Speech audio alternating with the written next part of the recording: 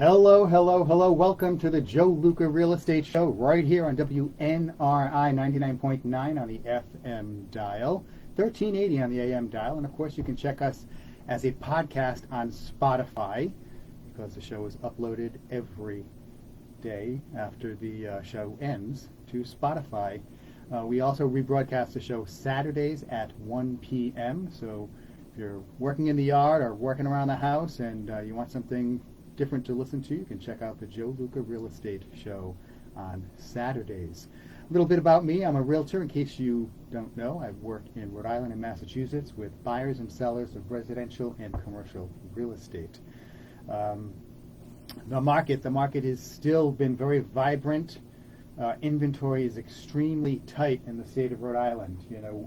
Nationwide, but especially in Rhode Island, we have for the entire state, single-family homes, 355 are for sale when you take out the ones that are priced over $700,000.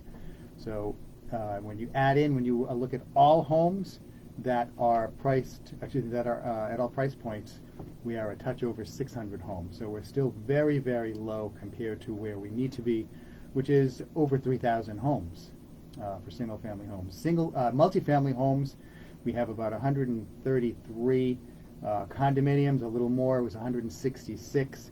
So the inventory is very, very tight. Even though interest rates have gone up, they came down, they went back up, and now they're still slightly elevated because a 30-year fixed rate mortgage is 7.16 for a conventional mortgage, FHA 6.7, VA 6.72. So these rates are trending upward again. And I think that's probably the result that, there's been a lot of talk about inflation. Of course, the economic news has been touch and go, some good things, some bad things, but the inflation, the price increases that we've experienced because of the inflation over the past 3 years, that is not going away. Those increases are remaining. So even when you hear the news talk about inflation is down, that just means the prices are no longer continuing to increase at the rate that they were increasing. So if we were experiencing 5, 6, 7, 8, 9% annualized inflation in certain segments of the market, and now it's down to 3%, well, it's still going up 3%, 4%, whatever it is in that segment. It's still increasing. It just is not increasing at the rate that it was increasing. So that's better. 3% inflation, 4% inflation is better than 6, 7, 8% inflation. However, we're still absorbing the price increases at the market, at the gas pump, with home heating oil, with natural gas, whatever it is. We're still, as consumers, dealing with that and absorbing that. And this is a real estate show, and the same is true for housing. And I don't see any relief on the pricing side for housing because inventory is so tight. There's still more demand than there is inventory. So prices are going to at least remain the same or perhaps even continue to increase. So, that is what it is. Good news, as I reported last week, Rhode Island Housing has a down payment assistance program that is it's free money because you don't have to pay it back if you qualify. All right, that's $17,500. And I encourage anyone who's interested to call Don Miller, the principal lender at North Point Bank, 401-241-9676. Because he is super knowledgeable about that. And folks, you want to get in sooner rather than later because there's a lot less money available for this down payment assistance this time around compared to last time. This was basically some found money that Rhode Island Housing found in one of their accounts, and they're using it for down payment assistance. So this is great. Free money is always a good thing, right? But it's not going to really help the main problem or challenge that the real estate market has, and that's inventory. And the one thing that we need to do to address that is it has to come from the regulatory side. And I've been saying this for years, but there's actually data to back up what I've been kind of clamoring for. We need to get relief on the regulatory side, zoning in particular, okay? If we could change minimum lot sizes. Even in urban areas, the city of Minneapolis in Minnesota, they reduced, now this is a small lot, they reduced their minimum lot sizes from 5,000 square feet to 1,400. That's 1,400 square feet. So that's a tiny lot. However, you can put a tenement house on that lot with 3 units. So the city of Minneapolis they changed their laws just back in 2017, and their rental rate has increased by 1%, whereas everywhere else in Minnesota it's increased 14%. Okay, they've had relief as far as inventory, 12% increase in the amount of inventory on the market, just from the changes they made on the regulatory side, not requiring off-street parking for cars in the city. These are some of the things that can make a big difference, because now, so you have someone who has a 7,000 square foot lot, and they have a small house on there, they can go for a subdivision, or however you want to do it, you can put an accessory dwelling unit on there, and the net result, and the proof is in the pudding, there are more housing units on the market in Minneapolis compared to elsewhere in Minnesota. These are the types of things that we can do here in New England.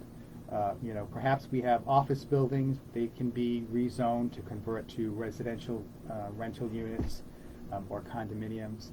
Converting a lot of these big old houses, housing sizes have been trending down from before. So maybe convert these to condominiums. Makes it easier. Have one house, make it into 2, 3, 4 condominium units.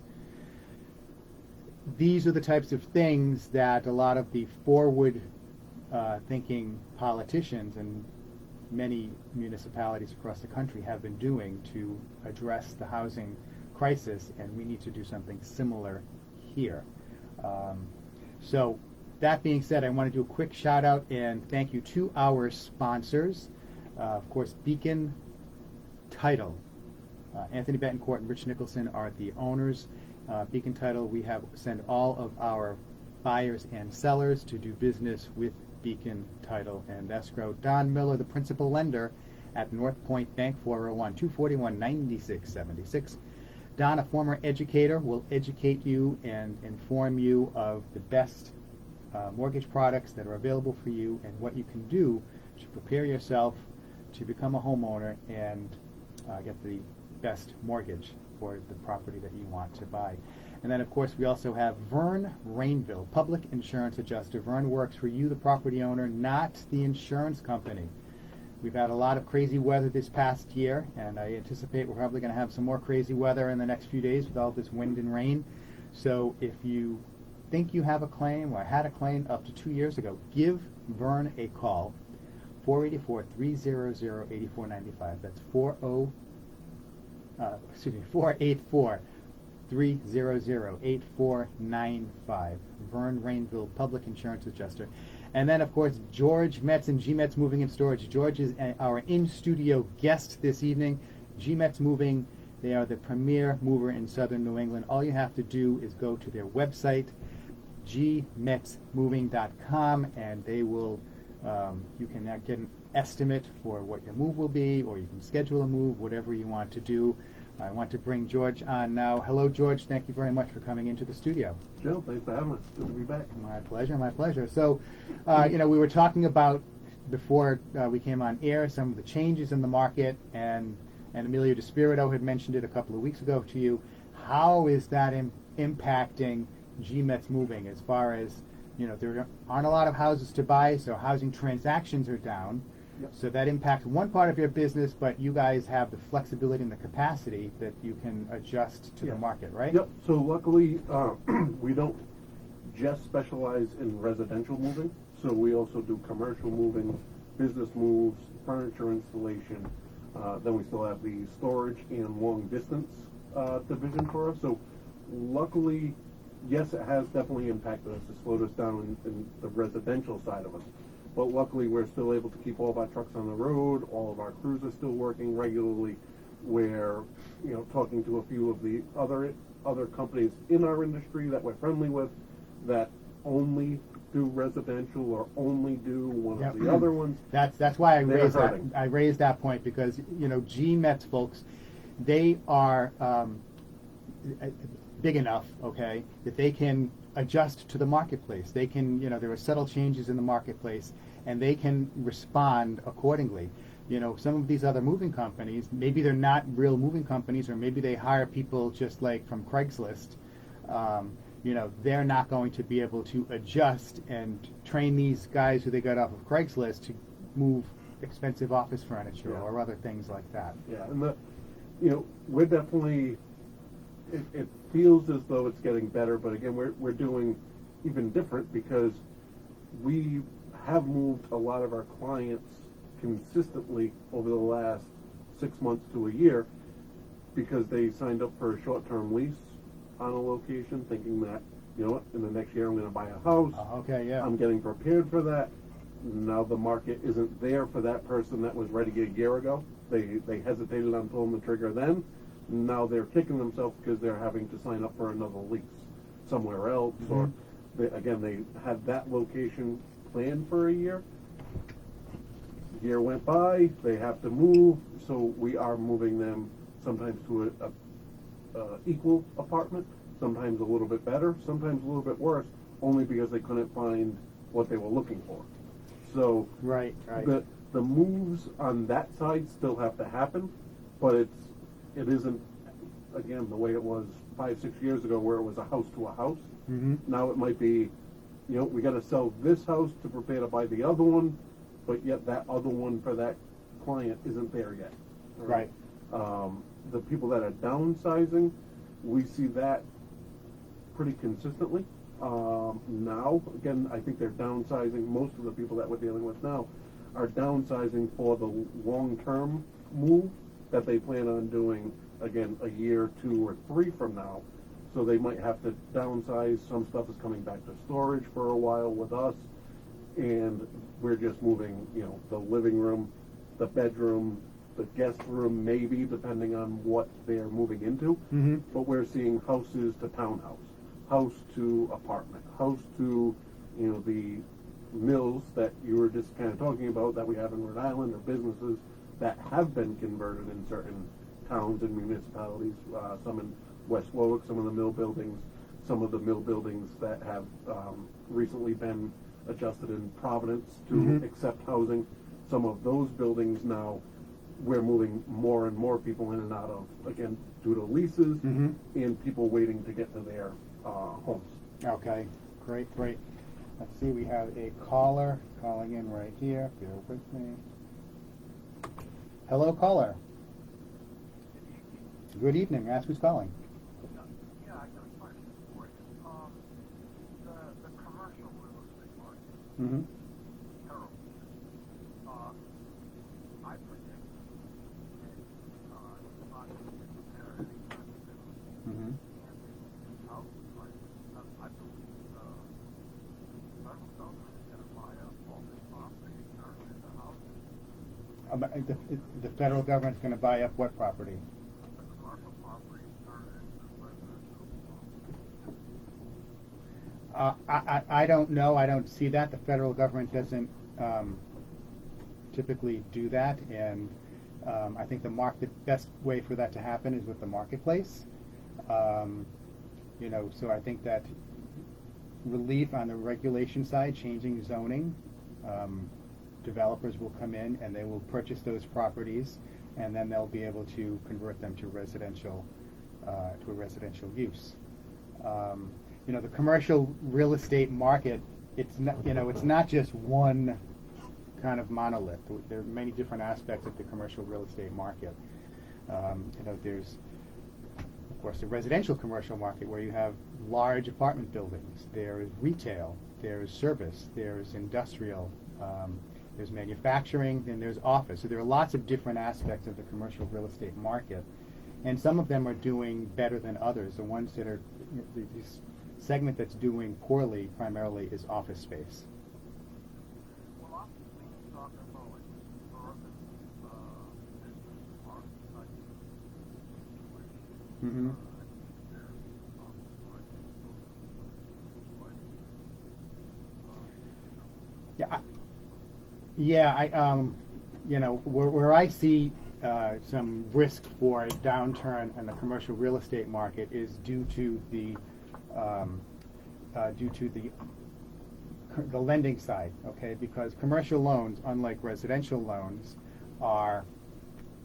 they come up for review by the lenders, okay? So if you borrowed money 3 years ago, when interest rates were, you know, you got your commercial loan for 4.5% or 5%, and now they come back and they have to review everything. Well, rates are a lot higher, so at the very best scenario is they're going to re-rate your loan, but it's going to be 50 or 60% or maybe double, depending on how good of a rate you had. So that could be a challenge for some businesses or some property owners.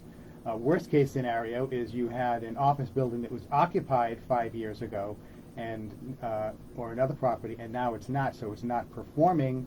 It doesn't meet the criteria for the loan, so then the lender says, oh, you know what, we're going to call this loan, you need to pay it off or refinance it in 90 days.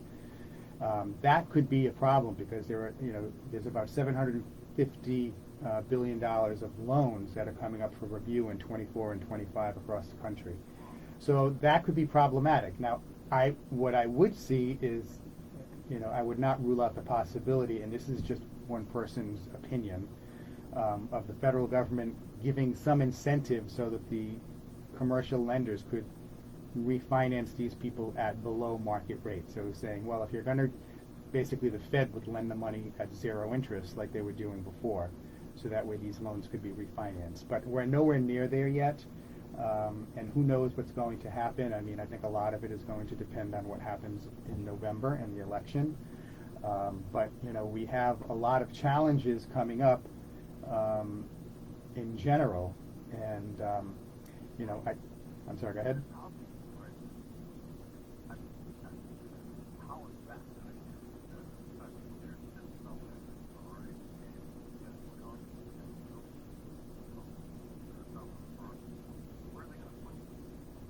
Well, yeah, you're kind of right. You're kind of getting into a couple of different, you're getting into the illegal immigration issue, and then you're getting into the housing crisis issue. I mean, just as far as housing, I mean, we've been building too few houses for about 15 years in this country. And just because we haven't built enough homes to keep up with the growing population, we're over 6 million short. So if you had a magic wand and you could say, okay, we're going to create 6 million houses in 2024, which is impossible, we would be even for where we need to be. All of the people coming across the border, that's not, I don't know how you could even factor that in because we don't have an accurate number for those people, number one. And number two, presumably they don't have jobs, so how would they pay rent or purchase a house? So.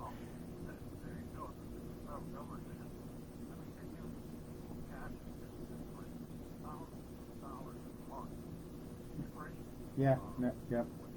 Mm-hmm. And that's just taxes. That doesn't all the other stuff that Mm-hmm.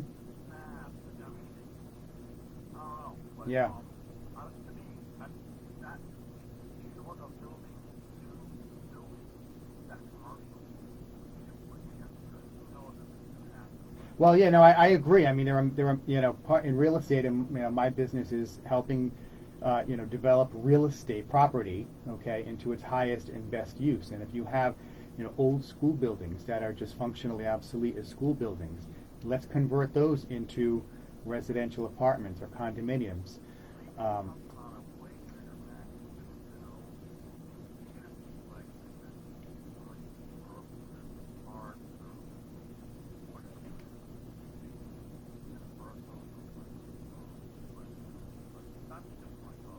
Sure. All right. Well, thank you very much for calling in, sir. Okay. Take care. Bye-bye. All right. Thank you very much to the caller for calling in. And now, just want to get back to the conversation we were having with George before, and the ability for GMETs to kind of adjust to the marketplace and the changes in the marketplace. And one of the areas in which you were doing that was also, because the cultural changes Yes. with homeowners and home buyers. Yep, and also age, right? So not just what at this time with the way the market is, people are even moving less. Mm-hmm. So certain generations, certain age groups, some of the younger population, I would say of that 35 or under, that are business professionals that are moving residentially, are moving less than what their 38-year-old counterpart to 55-year-old. That group is moving more than, again, from that 55 to 75 range, depending on what that person is doing and what their goals are.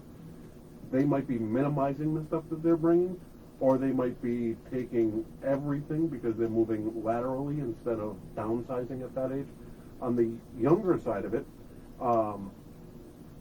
one, people don't keep the things the way the older counterparts did. Mhm. Right? I know we've talked about this in the past on the show about wood furniture versus particle board. Right, right. We're used to good, hard, solid wood pieces of furniture with dovetailed drawers and Mhm.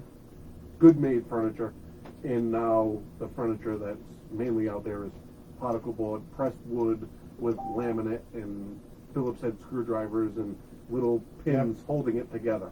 So that generation, again, that 25 or under, it's more of that throwaway category of, you know, I bought it temporarily, I'm throwing it out, and you see it on the side of the curb, you know, trash night. Right. Before they move. The older generation, that, again, 38 to, we'll say, 55 area, 35 to 55, that area does still have some of that good solid wood furniture, still has potentially some family passed down product. If they're moving from their apartment to a new home, they're moving from their, again, their current home to a new one. Mm-hmm. If they're just moving for better school district, better tax area, they're most likely taking everything they have and getting some new furniture delivered. Is what we've seen, right? Yep. Which is good news for Cardies. Right. And then you also have, again, that 55 to say 75. Some of that top half, that 75, some of these people, most of these people are still very active. They not nowhere close to getting ready to go to a retirement home. So that side, when we're moving them, a lot of the times it's for their comfort. They had a two-family or a two-level home. Now they're moving to a one-level ranch. Yeah. Right? That 55, that depending on, again, the person, they might be still getting the bigger house. They might be adjusting. So even though they're getting a bigger house, depending on the reason they're moving, they might only move minimal furniture, mainly contents, right? So the clothes, the dishes, the all the stuff that's in your drawers, all the stuff that's behind your cabinets, all of that stuff is what they're moving. Maybe they're keeping, again, their living room set because it was recently purchased. Then they're getting a new bed set. They're getting a new dining room set because they're just ready for the change. So really it's meeting the person where they are. So that's what's helping us, but at the same point, again, that now it's a fair amount of the current moves are minimal. Because they're preparing for the next step, the next stage. And again, with the market being minimal, it's a lot of rent to leased locations, or again, they're now rooming with an old college roommate because they can't find the house that they're ready for. So again, we're seeing a lot of that now. Again, luckily with our flexibility, it allows us to do other stuff that we are just as good at on the opposite side. But on the residential side, it's definitely, younger people hitting our minimums, a 3-hour minimum, where that older side of it, they're hitting the minimum.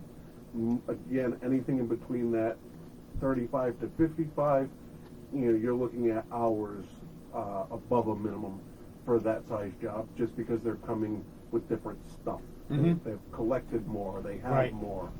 They're keeping more. Mm-hmm. But they're also now planning to go into their, well, I'm going to air quotes on Right. the radio, their forever home, Yep. which their forever home now is probably at best 15 years, it seems. Mm-hmm. You know, years ago I've been doing this my entire life, 4 generations worth. I've been in the business or in the industry. Mm-hmm. Years ago, my grandfather would say, you know, you move a person one time into their home and that was it, Mm-hmm. and they were done. Hardly Right. ever did you get a call back to move them because they moved and they were in there. Right. You know, the kids were taking over the home. It was something that was passed down. Now it's, you know, people live in a home, they can live there for 5-6 years.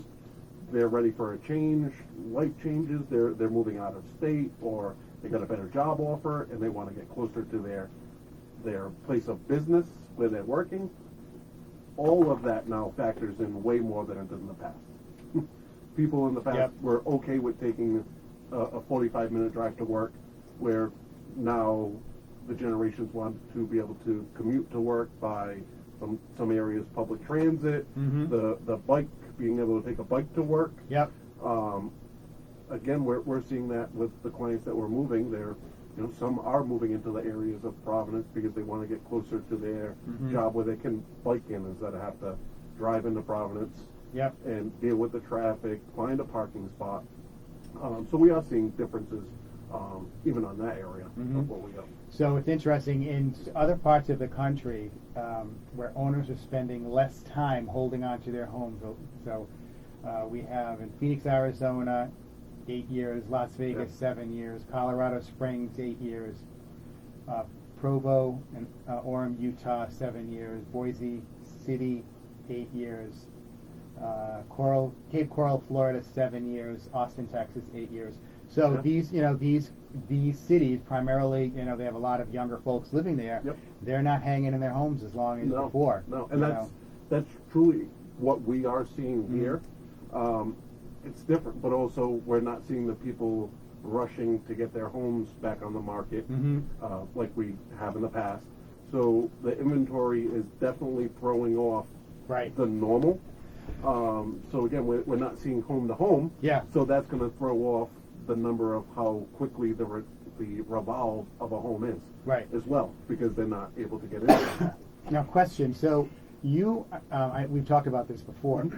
A service that you guys have is, you know, a lot of times folks, they're buying homes today, even if it's a first-time home buyer, not an investor, and it's like they're buying a home that needs work, Yep. needs updating, needs something, and they move in, and then they can tackle one thing or tackle another. And you mentioned this before, you know, they're going to put new floors in. Sometimes, you know, you guys are willing and have the capacity to just move stuff from one side of the house to the other, in addition to moving houses and in Correct. addition to moving it from the house into storage. Correct. So you guys have a lot of flexibility. So, you know, if you're someone that is contemplating doing work to a house you purchased that needs updating, you know, check out GMETS, go to gmetsmoving.com and see how feasible, it is for you, because they have functionality. And a lot of times people think moves are going to cost a lot more Yeah. than they are for a small move. Yeah. Isn't that right? That's extremely right. We get third-party leads like everybody else that's, you know, in this industry and other industries. And a lot of the clients will get a automated generated estimate just by the website that they're going to, because it's not Mhm. directly to us. Right. And these estimates sometimes are way out of the normal realm, because the person says, okay, I live in a 3-bedroom home. They only want to move their dining room, living room, and their kitchen area because they're having their floors redone. But it says, what size home do you live in? Right. So you put 3-bedroom home. Yeah. And now a move that may be in our minimum range, under $500, we could come in and potentially move those rooms of furniture, where that estimate that was generated online, Mhm. because it was just misinformation that you put in, you thought you were doing the right thing, Right. but that estimate can come back at $1,500 to $2,000, And you're like, to move 3 rooms? It doesn't even have to leave the property. So if someone So- goes to your website, Yep. what should they do if that's what they're looking to accomplish? So on our website, there's a free location where you can fill in all of your job requirements. So it's date you're looking to move, what town, by zip code to zip code, if you're staying in the same, again, if it's this specific reason, you're just putting in your zip code, same zip code of where it's going to. Then in the notes, it's going to ask, please leave the message of what you're looking for, go over what you're trying to do there. At that point, we have your email, we have your phone number, where it's also going to say what is the best way for us to contact you back. Normally, we're getting those responses out pretty quickly during the day. Night, it definitely lags behind because there's not always somebody right there. But if we notice it, we catch it, we're giving a response immediately. But with that, they can start backfilling the information. So they can start backfilling, okay, my living room has a couch, a chair, a recliner, a love seat, a coffee table, an end table, and a 3-piece entertainment center. Great. Now that we have that information, we can say, for your living room move, 2 people should be able to accomplish that within X amount of time. And now we can go on to the kitchen. So as you're inputting that information, we can start building, because we've said it again numerous times on the show, we need our customers to be upfront and honest with what they're moving. Right. But we've never gone into what that means for us. So that means you tell us what you have, we're going to supply the right amount of manpower for the job and give you an accurate estimate of time Right. that manpower would take to accomplish what you told us. Right. So we always say be accurate so we could be accurate. But we've never gone over, again, that a living room, kitchen, dining room area, staying on site, getting padded, not boxing anything up, just moving the contents from that to a garage. If it was, again, if you're listening and you look around your living room, you're going to say, how is this guy going to know what this room is going to take? So it's very difficult to say over the phone or over the radio that your living room is going to take a half hour to move it out and a half hour to move it back. It could be an hour to move it out because we have to wrap it, protect it, and then all of a sudden you want it in your garage, and it's a non-heated garage. Do you want us to keep it wrapped? So now Right. we can keep the furniture wrapped because we know we're coming back in 5 days when the floor is hardened and we're ready to walk on it again. Now that's going to limit our rewrapping so we can bring it right back in. Then there are other times where the customer says, oh, we're really not sure. We don't want to leave our blankets there indefinitely, right? That's, for us, those are gold. It's what keeps everything safe. It's what protects the furniture. It's what protects the walls as we're walking down the hallway. Yep. So we have to make sure that if we're leaving them there, we're definitely coming back. But those are the things that are going to speed up the second half. So that's why we always say there is an in and out. For the normal, and I say normal, everybody's different with what they have. The normal living room, dining room, and kitchen, we should be able to accomplish that within our minimum charge of 3 hours. So 2 hours of on-site labor with 1 hour of travel to get to you and back. So you have 3 hours. We're probably going to be right in that 3 hour to 3.5 hour range if we can walk from your living room, from your dining room, and from your kitchen. If there's one area that we can walk into and stage it all, so the garage, like maybe the bedrooms aren't getting done, so we have to rearrange some bedrooms if you wanted to keep it in the house. We could always bring it back to our storage facility, which if it's in and out within a month, it's free, so you don't have to worry about a storage cost. Yeah, that's huge. That's huge. We know it's valuable. Right. It's more valuable to have that for the customer than it is for us, because we just want to be able to assist them from start to finish, and sometimes that start to finish has a layover somewhere, and we're happy with being that layover until you're ready to go, continue to make it to where it has to go. Yep. So again, you're looking at maybe 3.5 hours to move that stuff on site, close quarters, getting it in there. If we have to go up or downstairs, we might add some time. So, or maybe it doesn't add time and we add a person. So it depends on your needs. If you say your floor guy you don't have access to the house until the floor guy shows up. You're doing it all at once.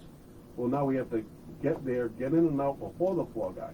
So maybe 2 people isn't accurate for your needs. Right. So if you're telling us, all right, we have 4 hours to do the job, start to finish, okay, maybe we send 4 people. Right.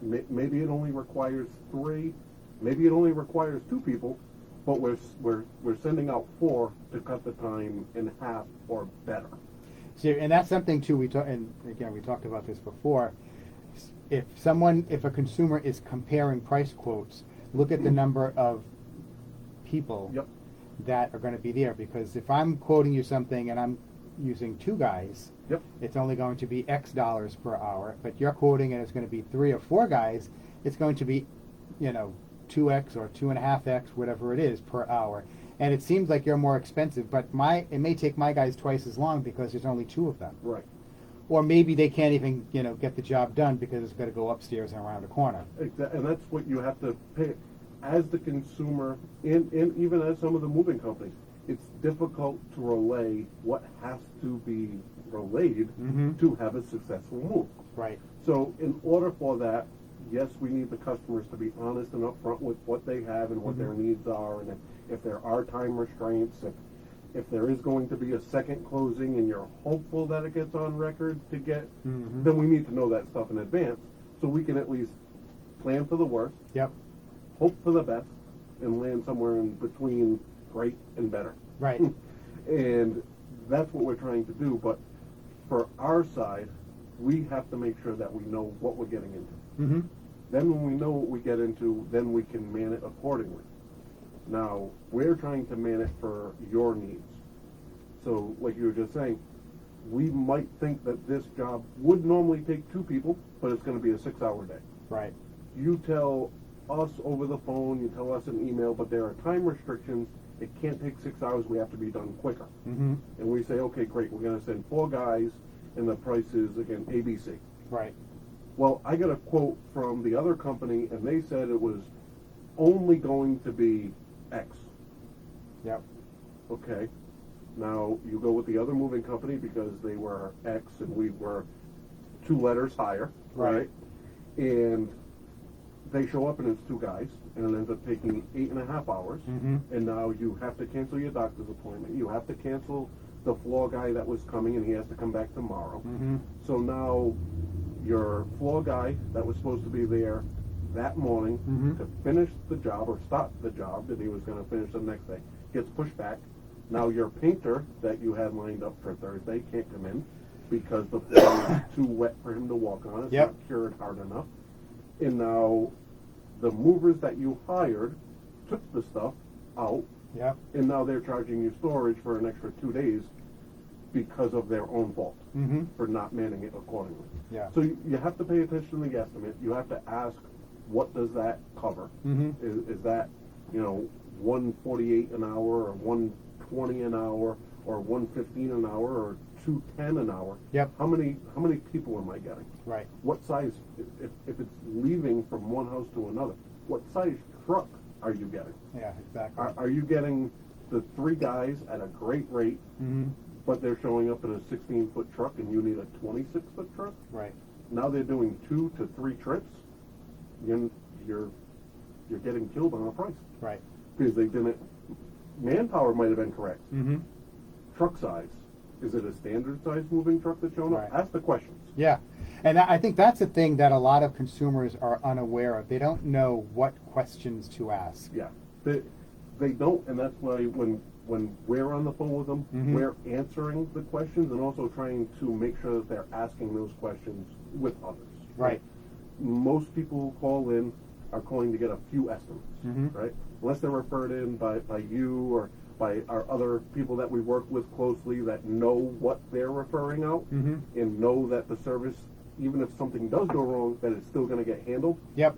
Those are the people that we're booking done over with because they know what they're getting. Right. But the people that are just looking online, I'll go even further back, scrolling through the yellow pages, right? We've talked about that jokingly. But if they're online, you're getting whatever Google wants you to see. So tell our listeners, what are some things that you guys offer Yep. that other people don't, but and it may not be apparent. I mean, one of the things is like, your employees work for you. They're employees. They're not. So no subcontractors. Right. And I am hearing this a lot more. I was with a few other moving companies the other day just on a local walkthrough for a state-funded project, and it's a bidding situation. So luckily I've been around enough. Some of these guys are newer in their positions. Most of the people that I know have done and retired, and they were the guys that was making fun of the young kid. Yeah. And now I'm the mid-aged guy saying, Yeah. who are all these young guys? Right. Still same companies, same Yep. people.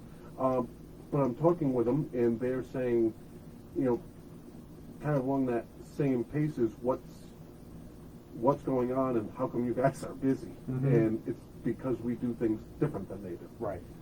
One, we don't use subcontractors. And as I'm talking with these people at this walkthrough, they're like, oh yeah, our subcontractors, they're upset because they're not working. And I'm like, why? Everybody is on that so they can avoid workman's comp. Yeah, it's cheaper to hire a subcontractor. So, and for the business owner, but for the consumer, It's not safe. it's not safe. I For the mean, it could be problematic if somebody gets hurt, if something gets damaged. I mean, there's no accountability. There isn't. It loses, your touch has extended. Right. So now, you as the consumer, if a subcontractor shows up to your property, you hope that the company that you did hire did their research and made sure that the subcontractor they're hiring is insured. Right. If that guy falls, so the subcontractor himself, let's say, I don't know, who we got here? I mean, everything seems. Vinny Boombots. All right, so Vinny. Yeah. I'll say Vinny. He works for me. Oh, all right. Okay. Vinny. So Vinny shows up. Vinny Boombots is my go-to name. Yeah. So Vinny and two of his guys show up. Yeah. Not the company's guys. Right. Two of his guys. Yeah. Now, if Vinny does not have the proper insurance, which if he's a subcontractor, there are no licenses that he has to have. He's using the license of the company he's working for. Get out of town. I didn't know that. Okay. So the subcontractor does not need to be licensed. Legally, they have to be at the state. If they are performing a move within the state, they have to be licensed. They do not have to be licensed if they're working for a licensed moving company. Wow. Because they're using their license. So these folks that are showing up to your house are not licensed. The likelihood of the business that you hired knowing all of the subcontractors that are on that site is minimal. Most of the time, the only person they know is Vinny. And Vinny's hiring two of his best friends that he grew up with. Maybe he went to the gym with them. Right. Maybe they're great guys. And most of the subcontractors are very good. And for the most part, they know their stuff. But they're not insured properly to do this. Yeah. So if the guy falls, one of Vinny's guys trips down the stairs, unfortunately hurts himself in his foot or ankle or wrist, and destroys a piece of furniture and puts a hole through the wall. All of that happens.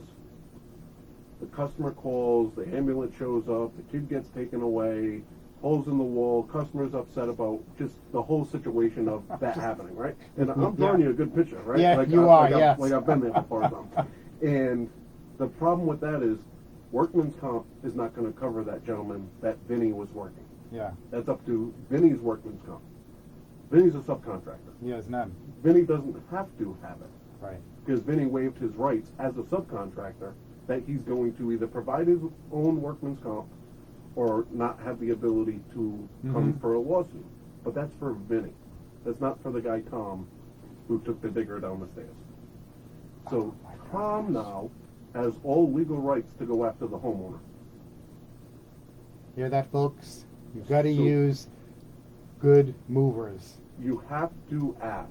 So by law, if a moving company is using a subcontractor and they are on the phone with you and you ask, is it your employees or is it a subcontractor?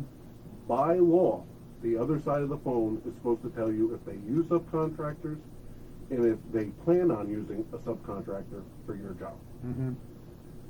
They're supposed to tell you. Unfortunately, as a consumer, you're not going to know. Yeah. If they show up and they're all wearing the same uniform, that's a check in your favor. Right. If they're showing up and they're wearing all different uniforms, or two guys in one uniform, Or a hoodie, nothing. Yeah. but they're all the same color, they might all work together on a regular basis. Yeah. But it is scary Mhm. because somebody falls down, somebody does get hurt. There's a lot that goes into that. The company, the moving company, might step up and try to help the consumer for the wall that was damaged, for the piece of Mhm. furniture that was damaged, because Vinny has a small escrow account with that company saying, here's $2,500. If we damage something, here is a down Okay. payment. Yep. And then as he's getting his statement bi-weekly, monthly, however he has his arrangement with the company, Mm-hmm. they just replenish themselves, and then they pay off the subcontractor the remainder. So there are good things, and I understand why moving companies locally are really doing that, Mm-hmm. but it's not what we do. Yeah. These are employees. We don't subcontract. We have never subcontracted. Mhm. And realistically, we're not interested in doing it Yeah. because you lose that line of control. Mhm. You lose that touch. You don't always know who's showing up on your job sites. You don't know who the subcontractor is using. Say he has a bad day and him and three people don't show up. Yeah. Your move just got put on hold, but you had to be out. Mhm. Now what? Yeah. And it's not fair to the consumer, not fair to the other movers in the industry that are still using their own employees Mhm. and making sure workman's comp is paid, making sure all the other insurances that go along with having employees are paid. Yep.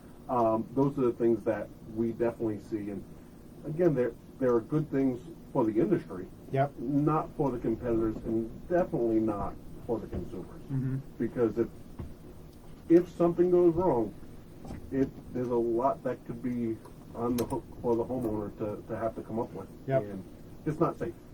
So, seeing, maybe I'm reading between the lines here. You know, if other movers are engaging in these business practices, Mhm. has there been a decrease in the number of other moving companies in this area because they've kind of gone away So, because they can't hang?